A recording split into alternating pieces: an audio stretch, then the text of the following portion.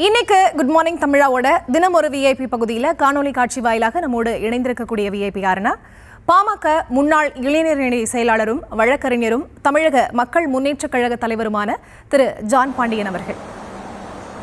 வணக்கம் sir. News Tamil தொலைக்காட்சியின் good morning தமிழா நிகழ்ச்சிக்கு உங்களை வரவேற்பதில் மிக்க மகிழ்ச்சி. ஜான் பாண்டியன் சார் இன்னைக்கு ஒரு கட்சியோட தலைவர். ஆனால் நீங்கள் கடந்து வந்த பாதை, இந்த போராட்டங்கள், வழக்குகள், சிறைன்னு ரொம்ப கரடு முரடானது. அதை பற்றி சொல்லுங்கள் சார். 1975 நான் மாணவ பருவத்தில் இருக்கும்போது எஸ்சிஎஸ்டி அசோசியேஷனுடைய மாநில இளைஞரணி தலைவராக முதல்ல என்னை அறிவித்தாங்க. அதன் அடிப்படையில் நான் ஒவ்வொரு மாவட்டங்களுக்கும் சென்று மாணவர்களுக்கான தேவைகள், அதாவது எந்தெந்த பகுதியில் மக்கள் இழிநிலைப்படுத்தி கொடுமையாக இருக்காங்களோ அங்கெல்லாம் போய் நான் போராட்டம் பண்ணக்கூடிய நிலை ஏற்பட்டுச்சு. அப்போது சங்கராங்குளம் கற்பழிப்பு சம்பவம், ஒரு ஆதித்திராவிட பெண்ணை உயர் ஜாதிக்காரர்கள் கற்பழிக்கிறார்கள் என்ற செய்தியை கேட்டு நான் ஒரு ஊர்வலத்தை ஏற்பாடு பண்ணியிருந்தேன் 1979. அப்போ 79 பெரிய ஊர்வலம் சமாதானபுரத்தில் என்னுடைய தலைமையில் கிட்டத்தட்ட ஒரு 5000 பேர் இளைஞர்கள் எல்லாம் கிராமங்கள்லாம் திரண்டாங்க. அந்த நேரத்தில் போலீஸுக்கும் எங்களுக்கும் தில்லுமுள்ள ஏற்பட்டு லத்தி சார்ஜில் என்ன அரெஸ்ட் பண்ண உடனே மக்கள்லாம் குதிச்சிட்டாங்க. குதிச்ச உடனே என்னை அரெஸ்ட் பண்ணிட்டாங்க. அப்புறம் என்னை சிறைக்கு அனுப்பிச்சிட்டாங்க.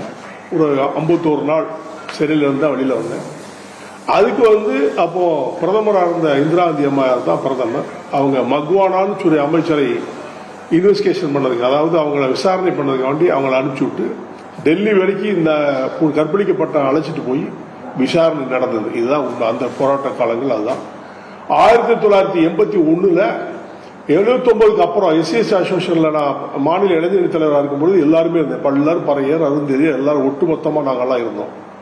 அந்த காலகட்டத்தில் சென்னையிலேருந்து 2 தலைவர்கள் தேவேந்திர குல வேளாளர்கள் வேற, பல்லர்கள் வேற, நம்மளாம் வேறன்னு சொல்லி அப்போது 2ஆ பிரித்தாங்க. பிரிச்சதில் தான் எல்லாருமே பிரிஞ்சு போனாங்க. அதில் ஆதித்திராவிடர்கள் தனியாக எங்களுக்கு தலைவர் இருக்கான்னு சொல்லி புதுசாக தோற்றுவித்த தலைவர்கள் பேரை சொல்ல விரும்பலை, நாகரிகமற்ற அவர்கள் செயல்பட்டதுனால அவங்க பிரிஞ்சாங்க.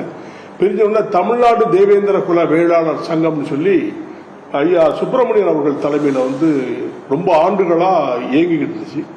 அப்போ என்னை சங்கீத சபாவில் அழைச்சி, ஏன் நீங்கள் எஸ்சிஎஸ்டியில் இருக்கிறீங்க, இந்த மாதிரி ப்ராப்ளம்லாம் இருக்குல்ல, அதனால நீங்கள் நம்ம சமுதாயம், நம்ம ஜாதி இதுதானே, நீங்கள் ஏன் அங்கே போனீங்கன்னு சொல்லி என்னை அழைத்து மாநில இளைஞரணி தலைவராக அகில தேவேந்திர குல வேளாண் சங்கத்துக்கு, தேவேந்திர குல சமுதாயத்திற்கு என்னை மாநில இளைஞரணி தலைவராக சங்கீத சபாவில் வச்சு தேர்ந்தெடுத்தாங்க.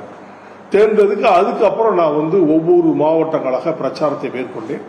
அப்போ முதல்ல நான் திருநெல்வேலி மாவட்டத்தை சுற்றுப்பயணம் முடிச்சுட்டு சங்கரகோவில் பகுதியில் தான் ரொம்ப கொடுமை, ஜாதிய கொடுமைகள் அதிகமாக இருந்துச்சு. அந்த தொகுதிக்கு தான் நான் போனேன். முதல் போனேன். போய் அங்கே என்னை பார்த்த உடனே எழுச்சியாக மக்கள்லாம் எழுச்சியாக உருவாகிறாங்க.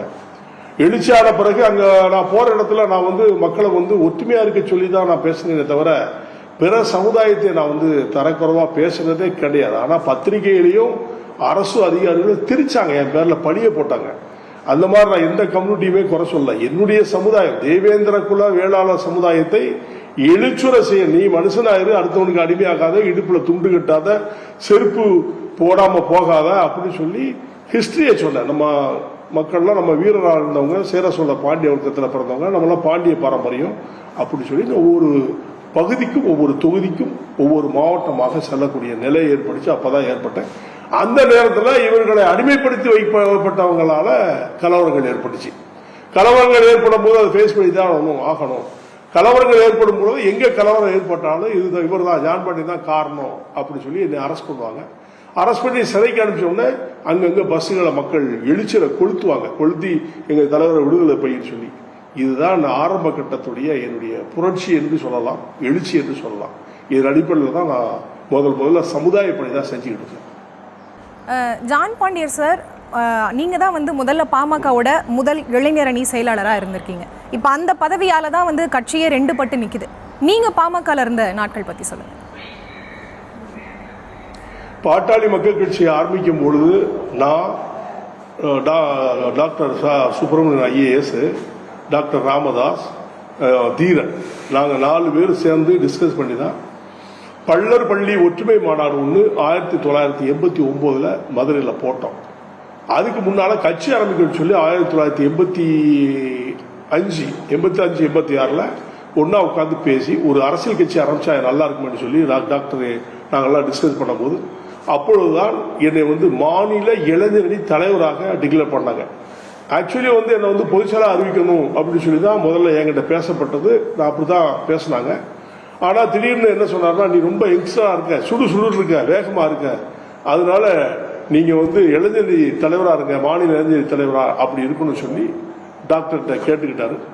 அந்த நேரத்தில் நான் மாநில இளைஞரணி தலைவராக பொறுப்பேற்று முதல்ல தென் மாவட்டங்களில் டாக்டர் ராமதாஸ் அவர்களை அழைத்து கொண்டு ஒவ்வொரு பகுதியிலும் இவர் தான் நம்ம டாக்டர் ராமதாஸ் பாட்டாளி மக்கள் கட்சியுடைய தலைவர் அப்படின்னு சொல்லி நான் தென் மாவட்டங்களுக்கு அவரை அழைச்சிட்டு குறைஞ்சது நான் கூட்டிட்டு போகும்போது 100 கார் இல்லாமல் கூப்பிட்டு போக மாட்டேன். அந்த மாதிரி எழுச்சி அந்த பக்கத்துல தான் உருவாக்கி கொடியை ஏத்துறேன். அப்ப கொடி இருந்தது சிகப்பு மஞ்சளும் தான் இருந்துச்சு. அப்போ புளுலாம் இணைக்கப்படவில்லை. அப்போ நாங்க ஏற்றப்பட்ட கொடி சிகப்பு மஞ்சள். அப்போ திடீர்னு டாக்டர் ஒரு பொதுக்குழுல என்னை கூப்பிட்டு இந்த மாதிரி புழுவும் இணைக்கணும், ஆயுதிராவிடர்கள்லாம் நிறைய இந்த பகுதியில் இருக்கிறாங்க, அதனால புழுவும் சேர்த்தா தான் சரியா இருக்குன்னு சொல்லி என்கிட்ட டிஸ்கஸ் பண்ணாங்க. சரி, அது உங்க இஷ்டம் சொன்ன பிறகுதான் அதுக்கப்புறம் தான் சிகப்பு புழு மஞ்சளை கொடியை உருவாக்குறாங்க. அந்த காலகட்டத்தில் 1991 நான் பனையூர்ல அம்பேத்கர் சிலை திறப்பதற்காக, வேலைப்பனையூருக்கு அம்பேத்கர் சிலை திறப்பதற்காக ஒரு டாக்டர் பண்ருட்டி ராமசாமி அப்புறம் இருந்தாரு. அவரும் பாட்டாளி மக்கள் கட்சியில பொறுப்புல இருந்தாரு. அவரை அழைச்சிட்டு போறேன்னு சொல்லி அவர்கிட்ட பெர்மிஷன் கேட்டேன். அவர் அழைச்சிட்டு போங்கன்னு என்னை அழைச்சிட்டு போக சொன்னாரு. அழைச்சிட்டு போகும்போது அப்போ பரமக்குடிக்கு நாங்கள் கார்ல போயிட்டு இருக்கும்போது மாணிக்கம்னு நினைக்கிறேன் அந்த டிஎஸ்பி பேரு, துப்பாக்கி சூடு நடந்து 3 பேர் இறந்துட்டாங்க. என்ன போகக்கூடாதுன்னு சொன்னதுக்கு போலீஸ் மறிச்சாங்க. ஆனா அங்க இருக்கிற கிராம மக்கள் எல்லாம் கிட்டத்தட்ட பல்லாயிரக்கணக்கான பேர் உண்டு திறந்து அதை கட்டுக்கடத்த முடியலன்னு சொல்லிட்டு 5 ரோட்ல வச்சு 3 பேரை சுட்டு விட்டாங்க. அதுல ஒரு யாதவர் சமுதாயத்தை சார்ந்த சகோதரர் வண்டியில பால் கொண்டுறோமோ அவரையும் சேர்த்து சுட்டு விட்டாங்க. பட்டு நிறைய பேருக்கு இன்ஜுரி, நிறைய பேர் ஹாஸ்பிட்டல் அட்மிட். இருந்தாலும் நான் சிலையை திறக்காம போக மாட்டேன்னு சொன்ன உடனே ரயில்வே கேட்லாம் பூட்டி தான் சுட்டாங்க. அதுக்கப்புறம் என்னை அழைச்சிட்டு போய் நைட்டு ஒரு 1 மணி 1:30 மணி இருக்கும், வேலைப்படையில அம்பேத்கர் சிலையை நான் திறந்துட்டு தான் போவோம்னா அதுக்கப்புறம் போலீஸ் ஷூட்டிங் ஆயிடுச்சு, பிரச்சனை ஆயிடுச்சு. அதுக்கப்புறம் என்ன அழைச்சிட்டு போய் சிலையை திறந்துட்டு தான் நான் என்னுடைய இல்லத்துக்கு திருநெல்வேலிக்கு சென்று போனேன். அதுக்கப்புறம் ஷூட்டிங் நடந்த உடனே நான் டாக்டர் ராமதாஸ், அப்போ தொலைபேசி இது கிடையாது இல்லையா, போன் கிடையாது இல்லையா, நான் லேண்ட்லைன்ல இருந்து போன் பண்ணி டாக்டர் அண்ணன், நான் அண்ணன் தான் சொல்லுவேன், ஐயா நான் சொன்னது கிடையாது, அண்ணன் இந்த மாதிரி ஷூட்டிங் ஆகி போச்சு, நம்ம சகோதரர்கள் 4 பேர் இறந்துட்டாங்க, அதனால இதுக்கு ஒரு பெரிய போராட்டம் அறிவிக்கணும் அப்படின்னு சொல்லி நான் டாக்டர்கிட்ட பேசினேன். டாக்டர் கொஞ்சம் அங்கிருந்து போன் பண்ணி நீ கொஞ்சம் பொறுமையாயிரு, அவசரப்பட்டு எதுவும் செய்ய வேண்டாம், என்னுடைய மகன் அன்புமணி திருமணத்தை ஏற்பாடு பண்ணிருக்கேன், இந்த நேரத்தில் இந்த போராட்டம் பண்ணா சரியா இருக்கான்னு சொன்னாரு. அப்போ நான் கொஞ்சம் கோவப்பட்டேன். டக்குன்னு கோவப்பட்டு, உங்களுடைய பையன் மகனுடைய அன்புமணியுடைய கல்யாணம் திருமணம் தான் முக்கியம்னு சொன்னா அப்ப என்னுடைய ஜாதி சமுதாயத்துக்காரெல்லாம் செத்தா நான் எப்படி பொறுமையா இருக்க முடியும்னு கேட்டேன். இல்ல கொஞ்சம் பொறுமையாரு, கல்யாணத்தை ஏற்பாடு பண்ணிக்கிட்டு இருக்கேன், கொஞ்சம் பொறுமையாருன்னு என்கிட்ட அவரு கேட்டுக்கிட்டாரு. அதுக்கப்புறம் நான் முடியாது சொல்லி கொஞ்சம் காரசாரமா பேசி போனை கட் பண்ணிட்டேன். அதுக்கப்புறம் அவர் என்ன மதுரையில் பார்க்க வந்தாரு, டாக்டர் வந்தாரு. டாக்டர் என்னை சமாதானப்படுத்துறாங்க. நான் அப்பவே உடனே ரிசல்ட் எழுதிட்டு, இனிமேல் உங்களுக்கு எனக்கு ஒத்து வராது, என்னுடைய சமுதாய தேவேந்திர குல வேளாளர்கள் சாவை காவு கொடுத்துட்டு உங்களுடைய மகனுடைய திருமணம் தான் முக்கியம்னு சொன்னா அப்படி நான் உங்ககிட்ட இருக்க முடியாதுன்னு சொல்லி அப்படித்தான் நான் வெளியில வந்தேன். இதுதான் உண்மை. அதோட நான் வெளியில அப்ப சொல்லிட்டு வந்தேன், நீங்க இன்னைக்கு நான் வெளியில போறதோட மட்டும் இல்ல, தென் மாவட்டங்கள்ல பாட்டாளி மக்கள் கட்சி நீங்களும் யாருமே உங்களை கால் உள்ள விட மாட்டேன்னு சொல்லி சேலஞ்ச் பண்ணேன். அதுதான் இன்னை வரைக்கும் நடந்துகிட்டு இருக்கு. இப்ப வரைக்கும் அவங்க வர முடியாம இருக்காங்க. இதான் காரணம். உங்களுக்கு திருமணம் செஞ்சு வச்சதே டாக்டர் ராமதாஸ் அவர்கள் தான். இன்னும் அவரோட தொடர்புல இருக்கீங்களா? ஆமா, நாங்க எங்களுடைய நட்பு ரீதியா இப்ப வரைக்கும் நான் டாக்டரை நான் இடையில நானும் என் ஒய்ஃபும் கூட்டிட்டு போய் பார்த்தேன். ரொம்ப வருஷம் ஆச்சு, ஒரு 4-5 வருஷம் முன்னால. அவருடைய தொடர்புகள் இருக்கு, இல்லைன்னா சொல்ல முடியாது. பார்த்தா எங்கேயாவது பார்த்தானா வா தம்பின்னு தான் சொல்லுவாரு, பேசுவாரு. ஒரு திருப்பு நான் டாக்டர் சென்னையில் அவருடைய அலுவலகத்தில் ஏகே மூர்த்தியுடைய அலுவலகத்தில் சந்திச்சு பேசும்போது அப்போ நிறைய அரசியலை பற்றி பேசிக்கிட்டு இருக்கும்போது என்கிட்ட அவர் சொன்னது எனக்கு கொஞ்சம் ஒரு ஊட்டிங்காக இருந்துச்சு. என்ன சொன்னார் தெரியுமா, நீங்கள் சின்னவரை போய் பாருங்கன்னு சொன்னார். எனக்கு ஷாக் ஆகி போய் யார் சின்னவர்னு கேட்டேன். அவர் தான் அன்புமணியை போய் பார்த்து சொன்னார். அவர் வாயிலால் சொன்னார். எனக்கு கொஞ்சம் கோவம் வந்துச்சு. அந்த நேரத்தில் இவரு இப்படி கீழ்த்தரமாக பேசுகிறான்னு சொல்லிட்டு சரி நான் பார்க்குறேன்னு சொல்லிட்டு யாரும் போய் பார்க்காம நம்ம வாட்டில் கிழவர் இவங்களே வந்து பிரபலப்படுத்துகிறாங்க. சின்னவர் பெரியவர் சொல்லி பிரபலப்படுத்தி அவருடைய பையனை இவர் தான் ஹைலைட் பண்ணதுக்கு முயற்சி பண்ணார். ஆனால் நாங்கள் டாக்டர் ராமதாஸ் நாங்கள்லாம் ஒன்றா இருக்கும் பொழுது ஒவ்வொரு மேடையிலும் பேசினது, நானும் பேசினது, டாக்டர் ராமதாஸ் அவர்கள் பேசினது, தீரன் ப்ரொஃபசர் தீரன் பேசினது, சுப்ரமணிய ஐஏஎஸ் ஒருத்தர் மூத்தவர் வன்னியர் சங்கத்துடைய தலைவராக இருந்தது, குரு அவர் நாங்கள்லாம் பேசுன மேடையில் பேசுனது. இவர் டாக்டர் சொல்லும் போது எல்லா மேடையிலையும் சொல்றது, நானோ என் குடும்பமோ என்னுடைய குழந்தைகளோ இந்த அரசியலில் பங்கு கொள்ள மாட்டோம். நான் உயிரோடு இருக்கும் வரை சட்டமன்றத்திற்கு நாங்கள் எங்கள் குடும்பமும் நாங்களும் செல்ல மாட்டோம்னு சொல்லி பேசிட்டு அதோடு மட்டும் எங்களை சவுக்கால் அடிக்க எங்க உச்சந்தில் நிறுத்தி அந்த சவுக்கால் அடிக்கணும் ஒவ்வொரு மேடையிலையும் டாக்டர் பேசினாரு. அந்த பேசி அதனுடைய விளைவு இவர் செய்த அந்த மக்களுக்கு செய்த துரோகம் இன்னைக்கு தந்தைக்கும் பையனுக்கும் சண்டை நடந்துட்டு இருக்கு. இதுதான் அவர் மக்களுடைய சாபம் தான் இவரு இந்த கஷ்டத்தை அனுபவிக்கிறார் நான் நினைக்கிறேன். அதை நான் ஏற்கனவே பேட்டியில் சொன்னேன். இருந்தாலும் வயது முதிர்ந்துச்சு, மரியாதை கொடுக்கலாம். டாக்டர் அன்புமணியை பொறுத்த மட்டும் வயசுல ரொம்ப குறைஞ்சவர் தான். என்னோடலாம் 20 வயசு சின்னவர் தான். ஆனால் அவங்க என்ன பண்ணிக்கணும், அப்பாங்கிற ஸ்தானத்தில் கொஞ்சம் தரந்தாந்து போய் தன்னுடைய தந்தை தானே என்று மதிப்பு கொடுத்து அவர் என்னதான் பேசியிருந்தாலும் என்னதான் அவர் ஸ்டாண்ட் எடுத்தாலும் அவரோட இணைந்து அவர் செய்தால் சரியாக இருந்திருக்கும். ஆனால் அவங்களுக்குள்ள இன்டர்னல் ப்ராப்ளம் ஏதோ ஒன்று இருக்குது. அது எந்த வெளிப்படையாக அவங்க 2 பேருமே சொல்லலை. அரசியல் கட்சினால இவங்க பதவி சண்டை கிடையவே கிடையாது. ஏதோ அவங்களுக்கு ஃபேமிலிக்குள்ள டிஸ்ட்ரிபியூட் இருக்கு. அது என்னங்கிறத அவங்க 2 பேரும் தான் விளக்கணும். அதன் அடிப்படையில் தான் அவங்களுக்கு 2 பேருக்குள்ள பிரச்சனை நடந்துகிட்டு இருக்கு. இதுதான் உண்மை. அதுக்கப்புறம் நான் டாக்டர் 2-3 தொலைபேசி கொண்டா எடுக்கல. அவர் அதை வந்து நிறுத்திக்கிட்டேன். சார், நீங்கள் சொன்ன மாதிரி ராமதாஸ் அவர்கள் தன்னோட மகனை முன்னிலைப்படுத்தினது எனக்கு பிடிக்கல, அதனால தான் நான் கட்சியிலேருந்து வெளியில் வந்தேன் அப்படின்னு சொன்னீங்க. அதனால தான் மக்களோட சாபம், அதனால தான் அவங்க 2 பேரும் அப்படின்னு சொல்றீங்க.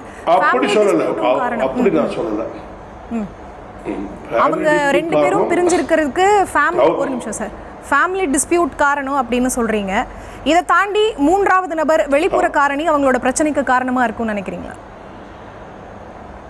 அப்படி எனக்கு தெரியும். அவங்க ஃபேமிலிக்குள்ள பிரச்சனை தான் இன்னைக்கு 2 பேரும் அப்பா புள்ள சண்டை நடந்துகிட்டு இருக்கு. இதுதான் உண்மையான நிலை. நீங்க எங்க வேணாலும் விசாரிங்க. ஆனா என்ன ப்ராப்ளம்ங்கிறது அவங்க 2 பேரும் ஓப்பனா இதுவரைக்கும் சொல்லல. அரசியல் கட்சினால பிரச்சனை கிடையாது, இன்டர்னல் ப்ராப்ளம். அப்பா பிள்ளைக்கு 2 பேருக்குள்ள தகராறு. என்னுடைய மனசு என்ன சொல்றா, இந்த மக்களுக்கு செய்த துரோகம்னே சொல்லலாம். 27 பேர் சூடுபட்டு செத்தாங்கல்ல, வன்னியர் சங்கம் ஆரம்பிக்கும் போது 27 பேர் சூடுபட்டு செஞ்சாங்க. நீ போகும்போது கூட ஸ்தூபியை பார்க்கலாம். அந்த 27 குடும்பத்துக்கு டாக்டர் ராமதாஸோ டாக்டர் அன்புமணியோ ஏதாவது ஒரு சின்ன உதவி செஞ்சிருப்பாருன்னு பாருங்க. மந்திரியில உட்கார்ந்தாங்க, பதவியில பவர்ல இருந்தாங்க. இது வரைக்கும் அந்த 27 குடும்பத்துக்கு டாக்டரால் ஏதாவது அவங்களுக்கு உதவி செய்யப்பட்டதா, இல்ல அவர்கள் குடும்பத்துக்கு ஏதாவது உதவி செய்ததோட ஏதாவது வேலை வாய்ப்பு செய்யப்பட்டதா? அதெல்லாம் ஒண்ணுமே கிடையாது. அதெல்லாம் அந்த சாபங்கள் தான் இவரை சுத்துதுன்னு நான் நினைக்கிறேன். அவ்வளவுதான்.